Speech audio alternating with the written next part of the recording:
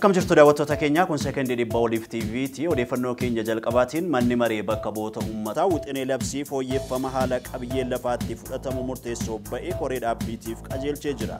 Manni maree bakka bu'oota uummataa walga'iilee 18ffaa irra geggeesseen wixinee labsii haala qabiyyeen lafaatti fudhatamuu fi kaffaltii beenyaa fi kaafamtoota misoomaa waaraan dhaabuu fi ba'ee qorachuudhaan koree dhaabbii dhimma ilaallatuuf qajeelchee jira. Magaalaa Finfinneetti ijaarsi imbaasii gamoo Switzerland eegalamee jira. Ministeerri dhimma alaa Itoophiyaa Ambaasaadder Taayyee Asqasillaasee fi Ministeerri dhimma alaa Switzerland Ministeerri Agniyaaziyoo Kaasis hojii ijaarsa gamoo kana eegalchiisanii jiru. Waggaa lama keessattis kan xumuramudha. Hojjettoonni xaa'oo deeggarsaan dhufee miliqsuudhaaf yaalan hidhaa cimaa waggaa 10tiin adabaman. Ameerikaanii duula talaallii vaayirasii HIV fi gargaarsa doolaara miliyoona 111 taasiftee jirti.